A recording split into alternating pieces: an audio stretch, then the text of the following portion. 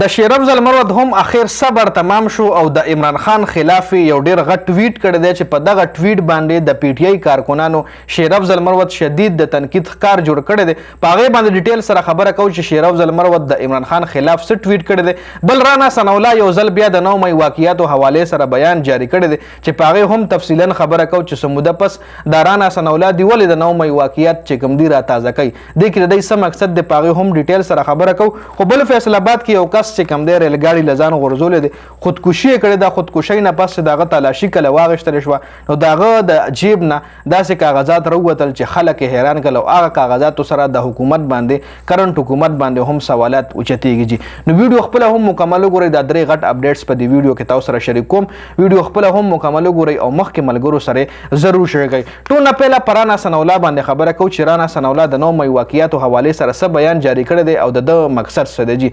رانا ثناءاللہ بیان جاری کړی چې 9 مۍ واقعات کې پی ټی آی سره بیرونی مدد هم شامل. بیرونی مدد مطلب دا چې د بهر ملکونو مدد ورسره و 9 مۍ واقعاتو کې او دا یو سوچه سمزه ساده شو جی. خو بل طرف لکه چېرې تاسو وګورئ نو تر اوسه پورې نه عدالت ته نه دی حکومت له دا کوم چې پلان حکومت دی د نواز شریف د حکومت دی له هیڅ قسم ثبوت د 9 مۍ واقعات حوالې سره د عمران خان خلاف یا د پی ټی آی چې کوم کسان د هغې خلاف نه دی میلاو شوی.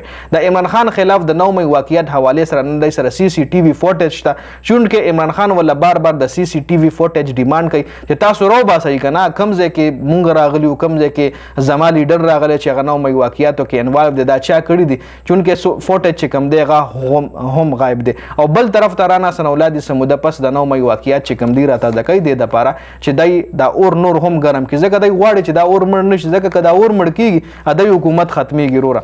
بل شیرافضل مروت د عمران خان خلاف بیان جاری کړی دی. د عمران خان خلاف ټویټ کړی. عمران خان خلاف ویلي دي شیرافضل مروت چې عمران خان د خلکو په خوله باندې زما بېعزتي وکړه او ما سره یې بې انصافي وکړه. د سیاسي بغض او د کپتان په خپلو فیصلو په وجه باندې عمران خان ته نقصان میلاو شوی دی چې اوس ډېر خلک د شیرافضل مروت په دې ټویټ باندې په دې بیان باندې تنقید هم ډېر زیات کوي. شیرافضل مروت تاسو له معلومه ده په پی ټی آی چې کوم کې پی کې کله حالات سختو د پی ټی آی دپاره 9 مۍ واقعاتو نه پس نو شیرافضل مروت واحد داسې انسان و چې د په کې پی کې ډېرې درنې جلسې او د ډېر هر څه د یارې په وجه د یارې باوجود هم نه به یارېدو او ډېر دلیرانه فیصلې کولې او ډېر دلیرانه طریقې سره د خپلې جلسې کنټینیو ساتلې وې چې پنجاب کې هم بیا یو څو جلسې د کړې وې چې هلته پې پرچې هم ډېرې زیاتې کټ شوې وې. اوس چې د پی ټی آی کوم لیډرشپ ته د هغوی په دغه باندې هم سوالات اوچتېږي چې دې لیډرشپ تر اوسه پورې د عمران خان د رهایي دپاره سم نه دي کړي. دا یو ډرپوک لیډرشپ دی د حکومت د فیصلو نه یریږي د حکومت د دمکیانو نه یریږي جي. اوس په بله خبره چې کوم دی مونږ د فیصل آباد د خودکشۍ حوالې سره وکړو چې یو سړي خودکشي کړې ریل ته ځان غورځولی دی چې کله هغه تلاشي واخیستلی شوه د هغه د جیب نه بیلونه راووتل جي د بجلۍ بیلونه او 3 بیله راووتل چې پای کې ډېر باري بیلونه په هغه باندې راغلي وو.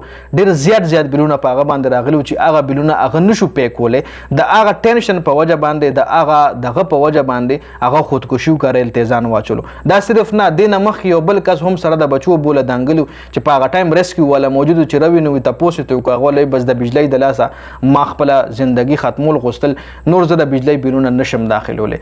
بجلۍ بیلونو د لاسه څه موده مخکې یو جومات له هم تاله ولګېده چې په هغه جومات باندې 66,000 روپۍ بل راغلی وجي. نو بجلۍ حالات د ګراني دا اوس لا سټارټ ته مخکې به تاسو له نوره هم اندازه وشي چې بجلي در پیسې څومره ګرانېږي. په دې ویډیو کې دا اپډیټس د ویډیو کتلو زیاته مننه. ویډیو ضرور مخکې ملګرو سره شریکه کړئ. والسلام.